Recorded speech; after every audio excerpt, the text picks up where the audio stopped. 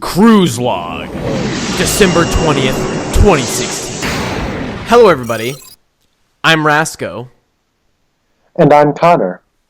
And today, we're talking about the first official teaser for Blade Runner 2049. So, I'll start this by saying, and I may have said this before on the channel, but if you were to ask me what my favorite movie is, depending on the day of the week, you will get one of three answers, because it changes between these three films, but these are definitely my three favorite films. That's Alien, Aliens, and Blade Runner. So, when I first heard that this movie was being made, I was immediately intrigued, but a million questions and worries popped into my head. How did you feel when you first heard that this movie was being made, Connor, and what do you think of Blade Runner in general? When Blade Runner, when Untitled Blade Runner sequel was announced to be in development, I hadn't seen the original Blade Runner yet, so I was just kind of like, okay, I expected this to happen sooner or later. But since then, I've watched Blade Runner, and Blade Runner has become, over the last year, it's only been about a year since I've seen it for the first time. I've seen it like 8 times, or more than 8 times. I've watched it with commentary 3 times. I've watched all 5 cuts of the film. I've watched the 3.5-hour making of documentary on the Blu-ray. I really like Blade Runner. Blade Runner is a rare beast for me because there's usually, generally speaking, 2 kinds of movies that try to go for. There's movies that make you think and movies that make you feel. And Blade Runner is a strange animal because it's a movie, the more I think about it, the more I feel. And that's really neat because it's a very, on the surface, a very cold and impenetrable film. The first time I watched it, I was like, I don't know how I feel about this. I mean, I know it's great. I just don't really get it. And then it wasn't until repeat viewings and learning about the project that's where I really got underneath the skin of the movie. And I think it's kind of exceptional. It's in my top 20 favorite movies for sure. I love it. And after watching all the bonus features and really absorbing a lot of Blade Runner over the year, I don't like the idea of there being a sequel. However, in the month that came out, we have Denis Villeneuve, who just recently made Arrival. Last year he made Sicario. He also made Prisoners, Incendie, and Enemy. And I've seen Sicario and I've seen Arrival, and I thought, and at the time I had only seen Sicario, and I thought Sicario was a very bleak, somewhat cold directorial style, and I can definitely see that working for a Blade Runner sequel. It's very consistent and similar with the tone that Ridley Scott took with his original. And Roger Deakins is doing the cinematography, and that's a perfect choice. Roger Deakins can do no wrong. So, I don't think a second Blade Runner sequel is necessary with the first one. I think the first one tells an open and shut story just fine. I watched Blade Runner very recently after my grandmother had passed away, and that was a decent way to cope with death, and I had started thinking about life and his relationship with death differently than I had been. So Blade Runner is kind of special to me in that way, and the way it helps me think and process the concept of death. That being said, I don't think a second movie is really necessary. It probably won't hit me like the first one did, but they're doing all the right things. I think they have Vangelis coming back for the musical score. This teaser in its credits doesn't say whether or not he's back, but they're using, I think, his older tracks from the original. Amazing music, one of the best musical scores ever. But they're kind of doing, nothing they've done has turned me off to this project, and I will see it, and I'm probably going to like it. What are your general thoughts regarding this movie? So I'm just going to start with the really easy stuff that this trailer or this teaser gets right, because then I want to talk about a lot of the confusion and questions that I immediately have with just this project in general. So I'll start off with just the basics. This trailer looks perfect. It looks beyond integrated into the Blade Runner universe. Like, it looks perfect. The cinematography, amazing. Colors, amazing. Ryan Gosling is the perfect choice to be the lead, to be a new Blade Runner. It's just perfect. As soon as I heard that, again, like I said, they keep making great decisions. It's the decision for this movie to exist where the red flags come up, right? And there's a few things that really could bug me, but like I said, cinematography looks great, looks amazing, looks atmospheric. I love the last shot of just him walking through the city. That looked so good. That looked right out of Blade Runner. And not in like a panderous way. And like that's how a Blade Runner movie has to look, right? Like if it didn't, I would say you're failing. Like that's just how it has to be. I love Blade Runner. Is it Dennis or Denise? It's Denis. Denis Villeneuve.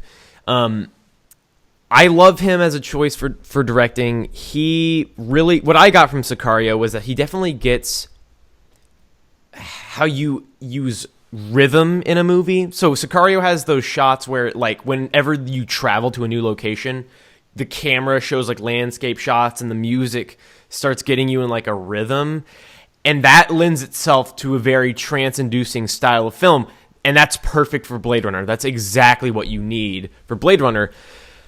Now, my biggest reservation is, what is this movie a sequel to, right? Is this movie a... Because for people that don't know, Blade Runner probably has the most ridiculous amount of cut of, like, different cuts of, like, any movie ever, I think, right? There's the theatrical cut, there's, like, the international cut, there's one cut that I'm missing, but then there's the director's cut and the final cut. What's the one that I'm missing? The work print. Yeah. Now, the work print is probably the roughest cut, and it probably makes the least cohesive sense. It might be my favorite because it's a tattered, like, 70 millimeter print. The colors do not look good. The sound mixing is very rudimentary because it's only a work print. Vangelis had only released a couple of tracks, so in the ending they're using more exciting music from the Abyss and like I think one of the Star Trek movies. I really like it, but you're right. I'm writing a paper on Blade Runner because it's on the AFI Top 100, and I said I would make reviews on all those movies, and I'm in the middle of doing Blade Runner for a year now, so I know all the differences between all the cuts, and I've seen every single one of the deleted scenes that could have been used in the final cut, but it's insane, the history of that movie.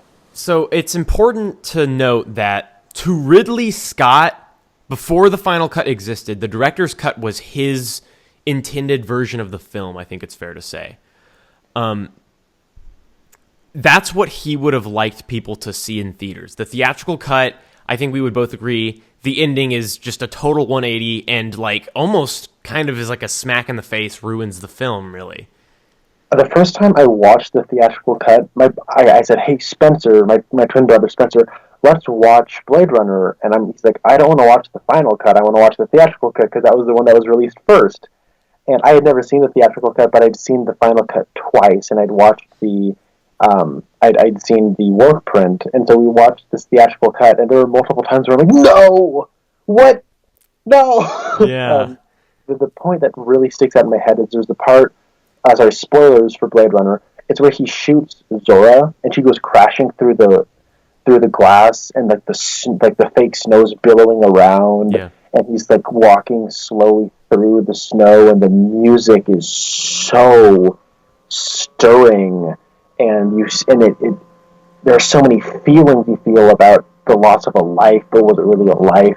And you can definitely see the toll it's taking on Harrison Ford.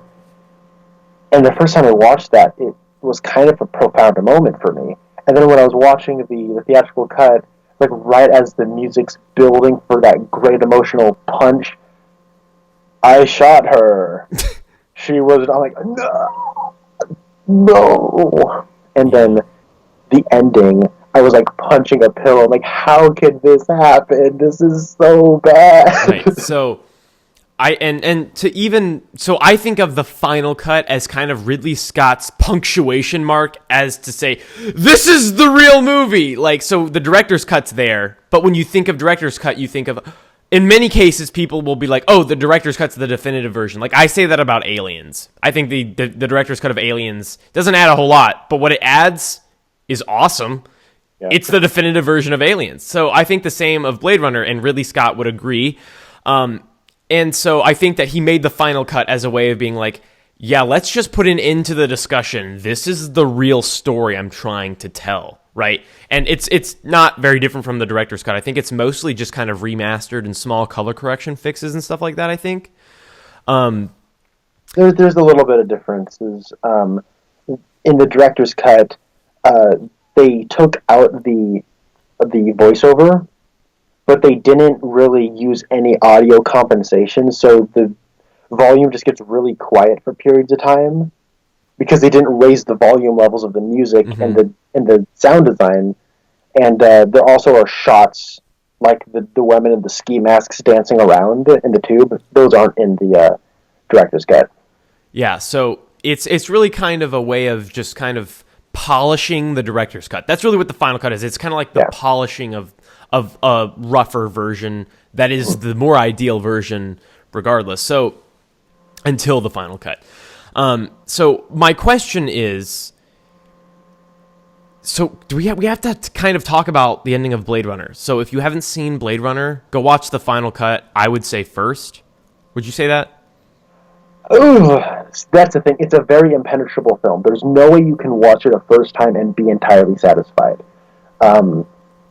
I would honestly recommend seeing the theatrical cut first, because there are details about the world through his narration that you just don't get anywhere else. And I think that's kind of important. You can watch the final cut. That's what I watched first, and I did feel alienated, and it was an impenetrable experience. So, I don't know. Just bite the bullet. Watch any of the cuts of Blade Runner first, and then watch like a couple other cuts. And the one that you watch to steady must be the final cut, I think. I agree. Whether you watch the final cut first or you watch it sometime down the line, just be sure to focus on the final cut, whether you're watching it first or fourth. Right, yeah. When you're ready to really formulate your opinion, that's the last viewing you have should be of the final cut, I would say. So I agree. The question is, because of this trailer, so in the final cut and the director's cut, the ending is what I would consider to be like an Inception ending, where it's ambiguous, but if you've been paying attention, there are clues that heavily should push you towards a conclusion, right?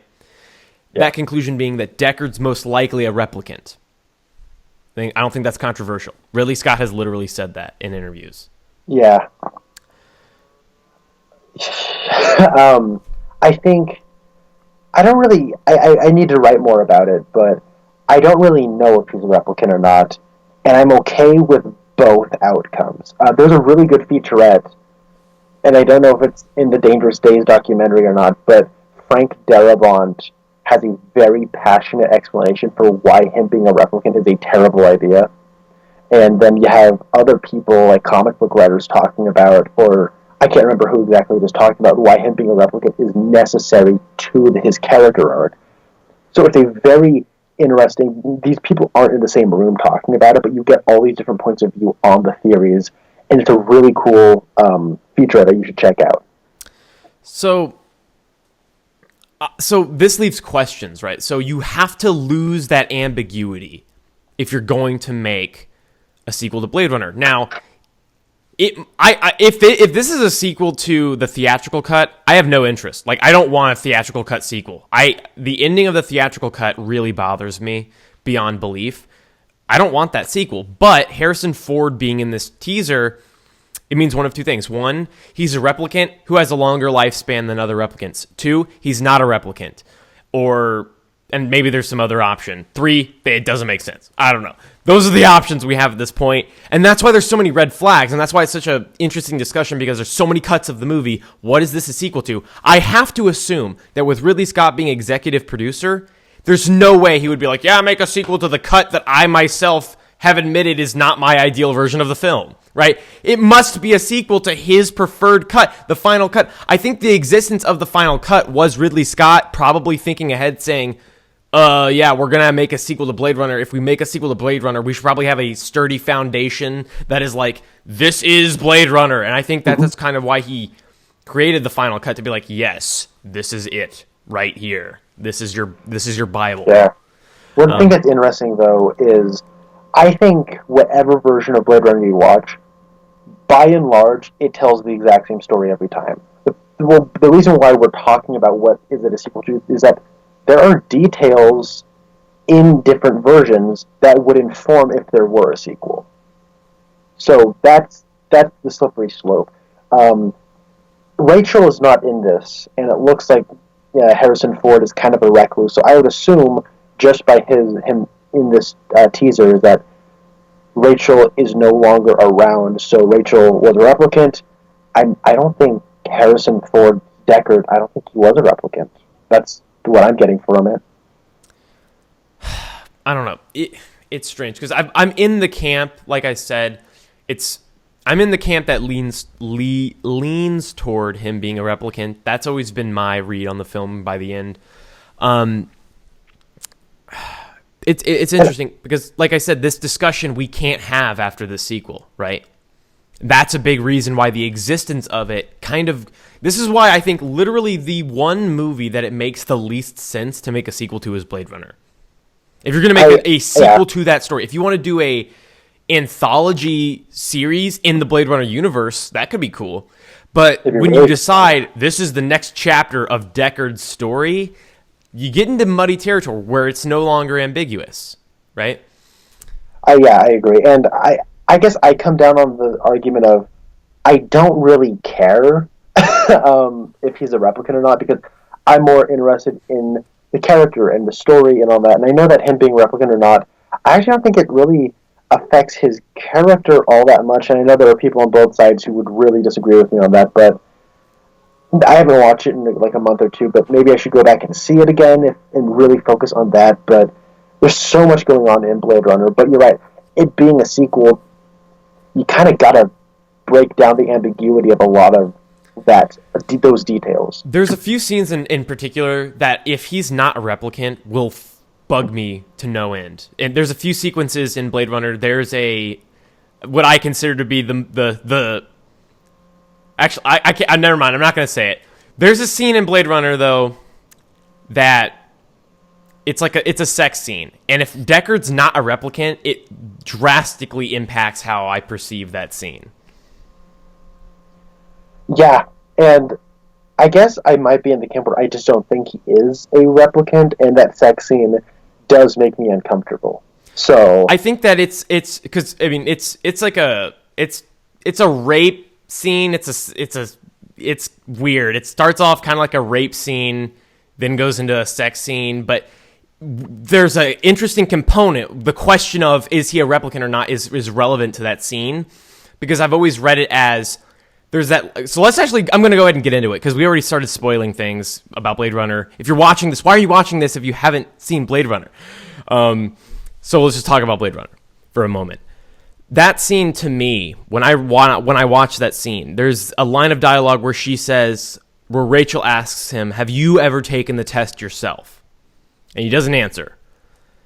And that's always been, for me, the moment where he starts to question and have, I guess, not just doubts in his humanity, but like actual, like, he's on the mental track to possibly discovering that he's a replicant. He's asked himself the question that he's probably never dared to ask himself, right? Because it's such a scary question to ask yourself. Am I a replicant?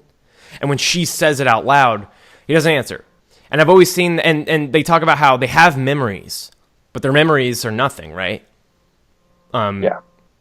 We see Harrison Ford, he's got like picture frames with like family members, right? We never see those people. Rachel talks about playing the piano. Did she learn? Has she ever played the piano when she was a kid? What are these memories?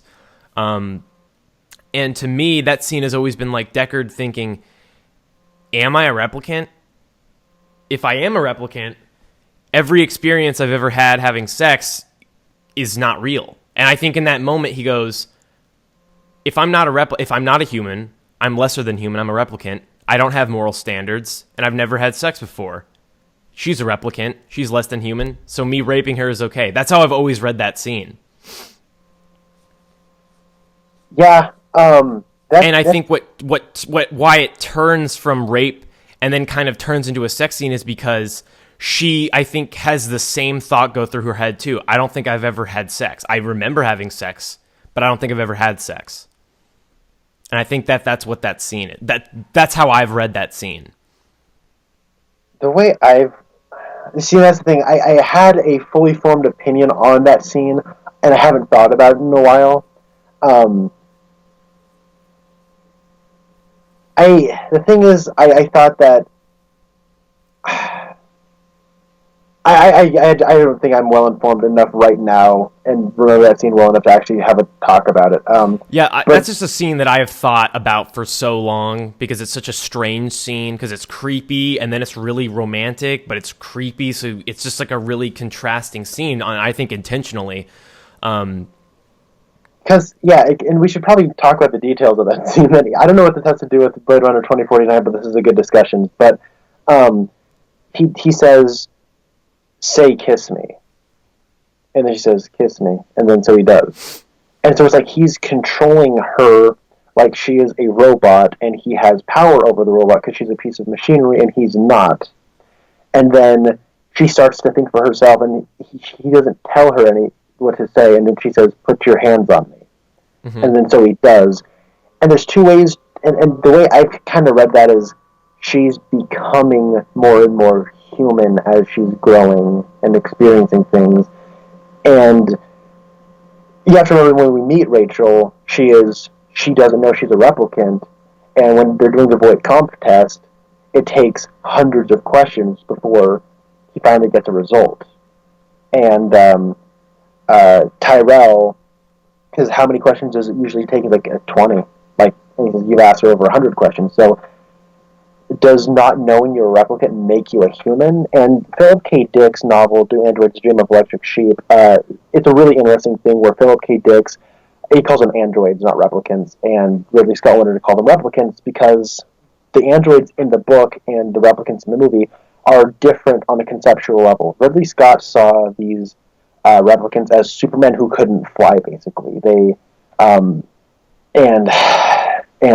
Philip K. Dick used androids as a cautionary sign of humanity, where the android is a human without feeling. The android is something that we as a species risk becoming, and they're definitely the bad guys, not just as the robots who want to take over, like, when they infiltrate and they need to be hunted down, but anybody can become a replicant if they stop thinking about life and how they want to live. So, and they just succumb to just a daily routine and stop thinking for themselves. And the replicants desperately want to think for themselves, and they desperately want freedom. And there's a huge slavery undertone going on, especially when Rachel and Deckard are thinking about leaving, and she says, "We can go up north." That sounds a lot like, freedom in the north versus the slavery in the south. When you go back and to the Civil War era of America. So the whole idea of Rachel is, and the way she informs Deckard is Deckard more human who's becoming more mechanic because he is killing and being told what to do? And it's a really interesting web. And so by the end, when they decide to leave on their own and do their own free will, are they more human now than they were before? Or are they still replicants? So it's complicated, and this is me just spitballing, and I haven't prepared a statement. And this is the kind of thought Blade Runner provokes. It provokes a lot of thought. Yeah. It's also fair to say this. I think I don't think Ridley Scott necessarily knew what the ending was when he made the director's cut.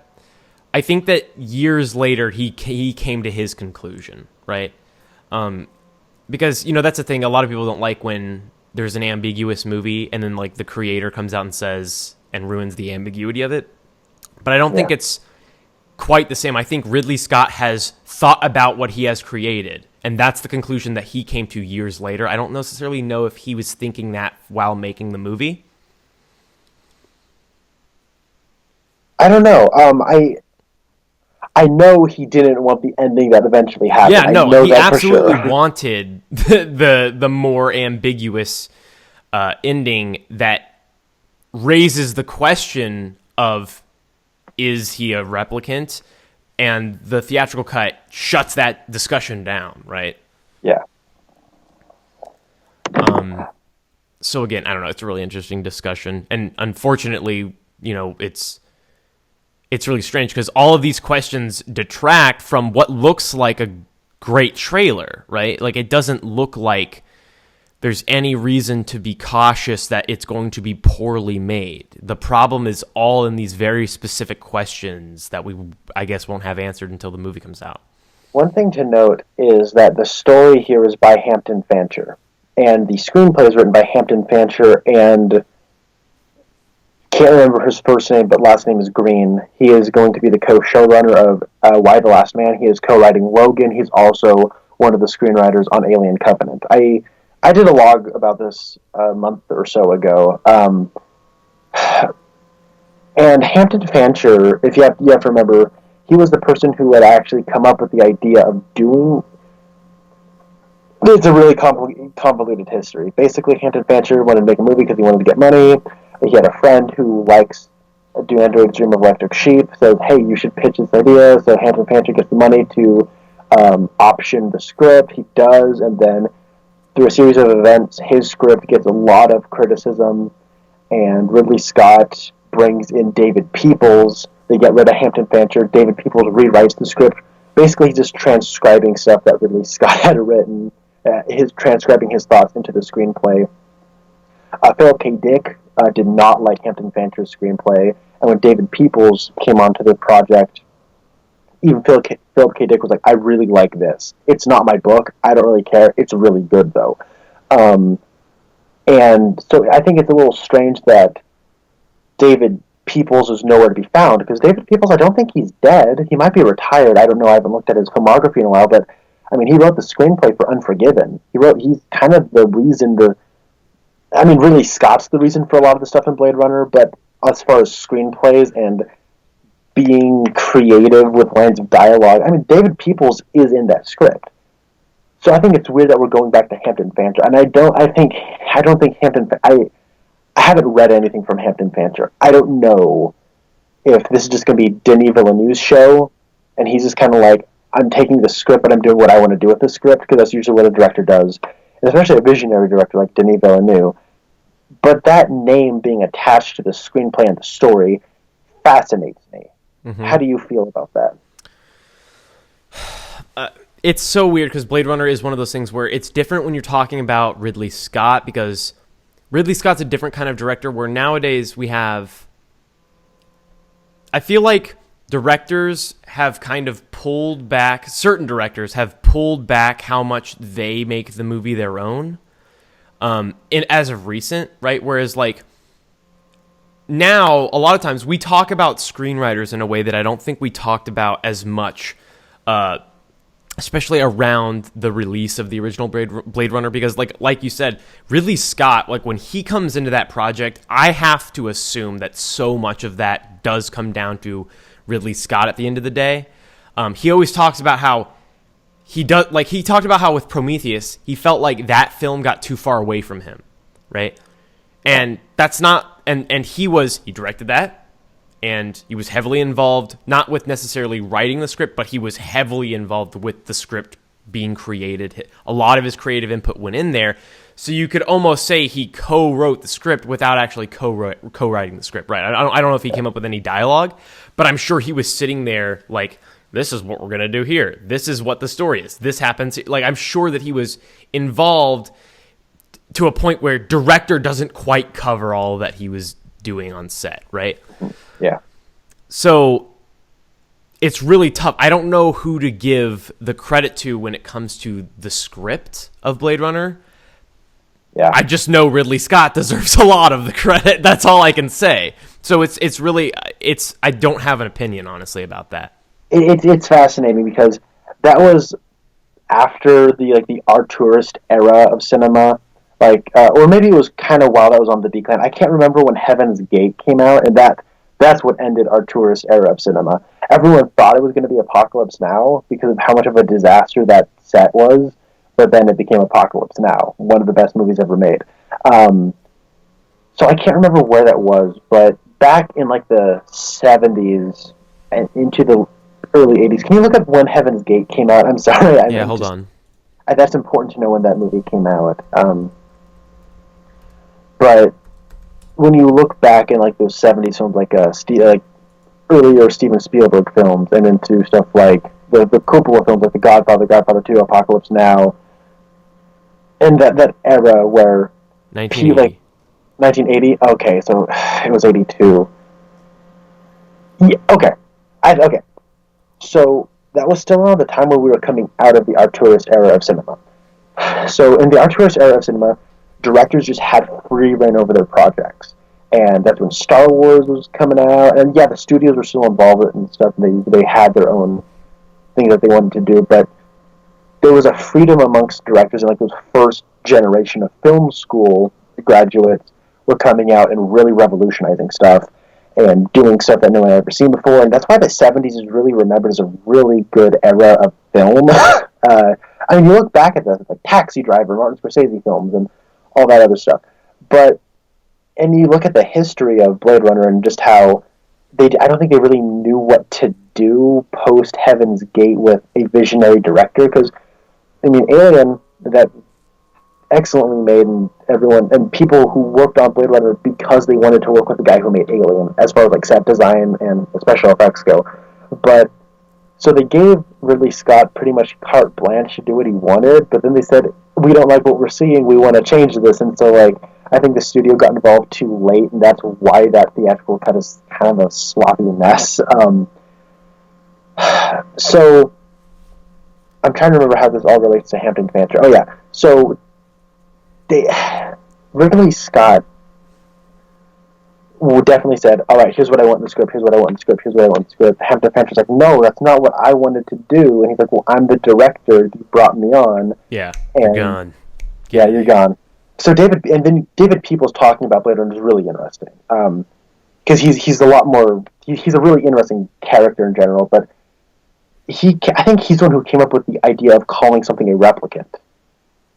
I want to say, I can't remember, but I think I've already talked about this. So it was really set an interesting time in the director studio relationship.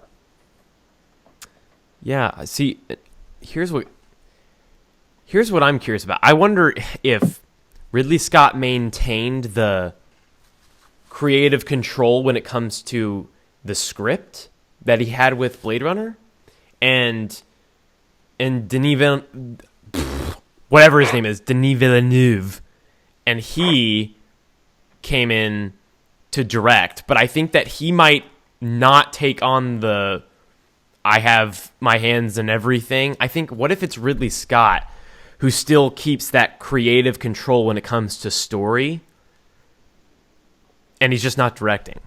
Because that could be the case. He's executive producer. And that's the real double-edged sword. What does executive producer mean? It could mean a lot. It could mean nothing. Because in television, executive producer basically means you're a showrunner. That's what that means. In film, it could mean, oh, I saw a script and suggested that this thing could happen. Yeah. And then it somehow ended up, and that could be an executive producer. It could be that you were on set and working really hard with the crew. That's what it could mean. It could mean anything. So I was expecting to say from producer Ridley Scott, because that at least there's more of a solid definition of what a producer is versus what an executive producer is. Yeah. People made a big deal when Ben Affleck was brought on as executive producer for Justice League, right? Yeah. as if like that meant that he would have like real creative control. I wonder how much he had in that movie. I mean, that's random. That's off topic. Yeah. But and that doesn't really set a precedent. But it's interesting. I don't know. I'm curious as to how much control Ridley Scott had. I hope that Ridley Scott gave them parameters and he's like, hey, look, if you're going to do a sequel, here are things you can't do if you want to keep the spirit of Blade Runner alive and not shaft that film. Right. I hope that's the case. I don't know. Yeah. And all the speculation about what a Blade Runner sequel is, I mean, it'll all be meaningless when the movie comes out, but it's fun to talk about anyways, because it is such a weird time, like, it's 10 months before this movie comes out, like, maybe, like, closer to 9, but, as far as this trailer goes, it looks great. Yeah. Los Angeles in 2049, it's all dusty, or, like, it looks like a desert. I don't think we really saw much daytime in the original Blade Runner. I think the only time we really saw daytime was when they're going to the pyramid, the Tyrell Pyramid at one point. And that's really when the sun is setting. And no, it's still in the air. They blot out the sun with the curtains or the blinds or whatever. Can I make a prediction? Yes. This is my prediction of the basic plot of the film. Okay. I think Ryan Gosling is a Blade Runner, and I think that he's given the task of hunting down a replicant, and I think he's not necessarily going to get to know a whole lot about who he's hunting down. And I think that it's actually going to be Harrison Ford, and I think Harrison Ford is going to be a replicant, but I think that they're going to establish that with Blade Runners, it's different. Blade Runners don't have the 4-year lifespan, and I think it's going to be for like efficiency reasons. Like, why would you need more? Why would you want to keep creating new Blade Runners? Why not just have one that can live a normal life? And I don't know. And I think Ryan Gosling is going to find him.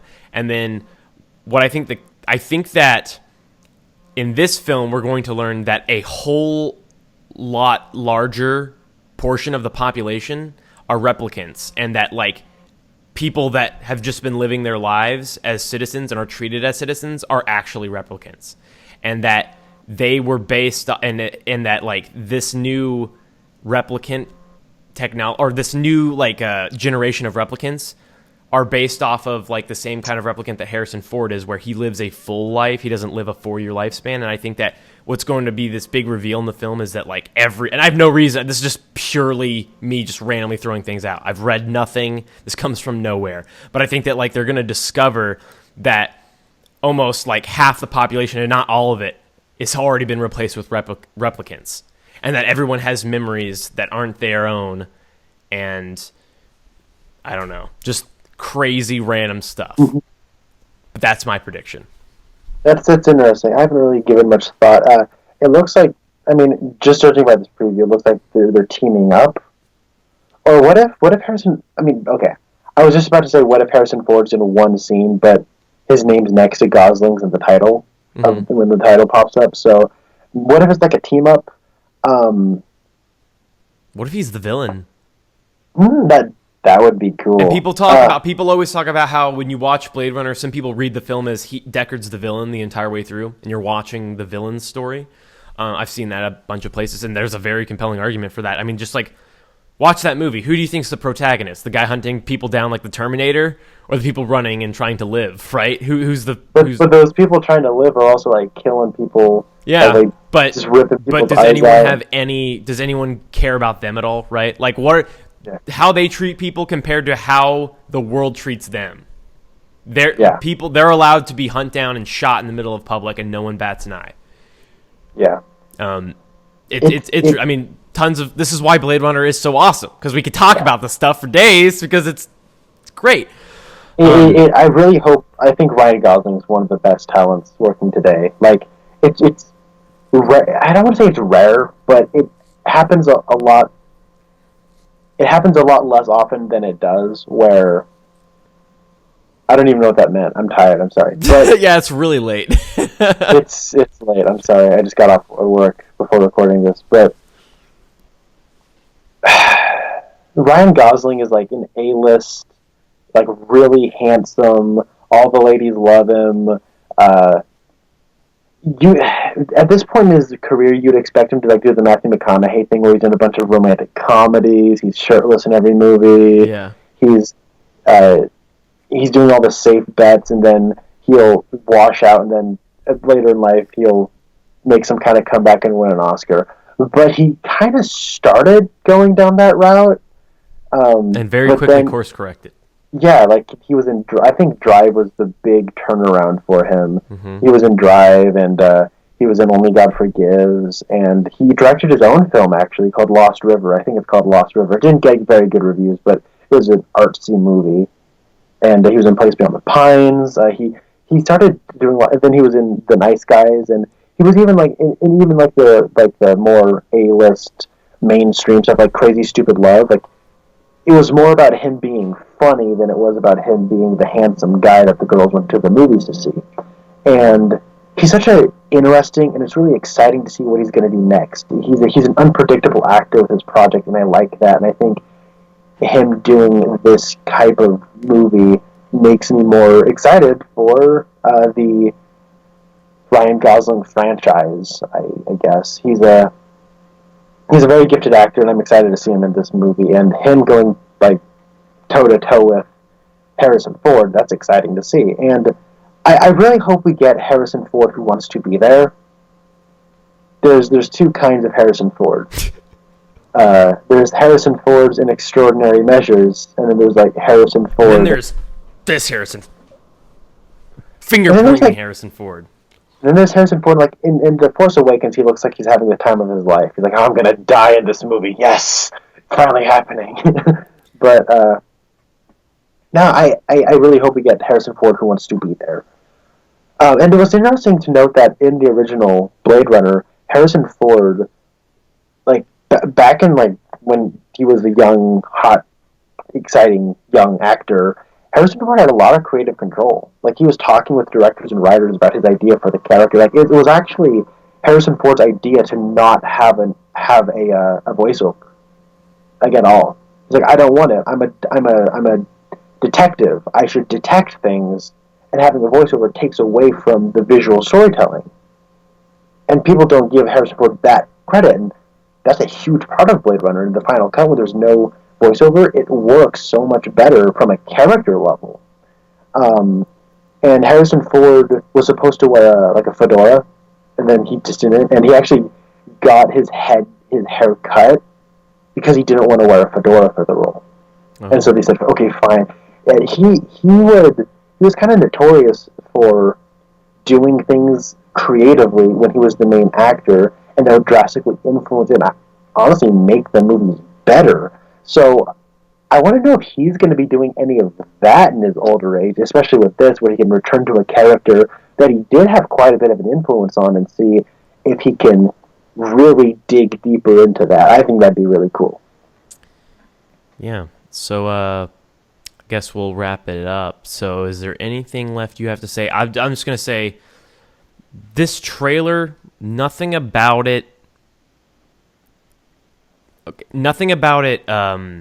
calms my worries, except for the fact that I know they've got it down pat when it comes to the visuals and casting, right?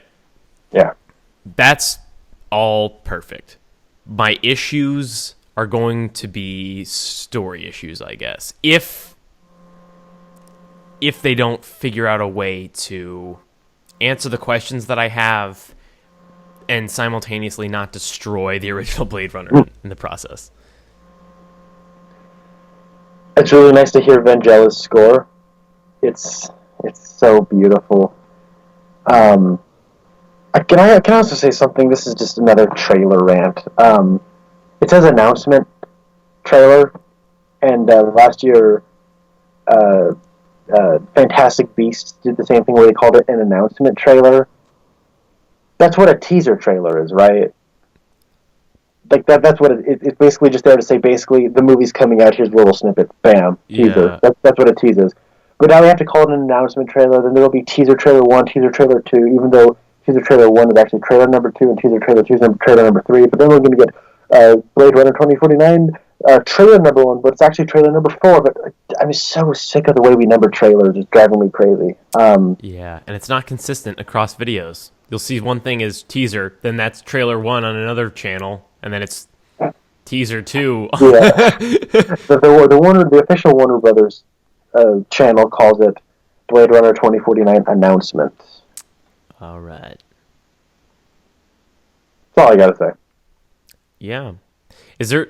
I forget. Is there a way we can include cruise logs? I don't know. Connor Nielsen, out. Yeah, guys. Peace.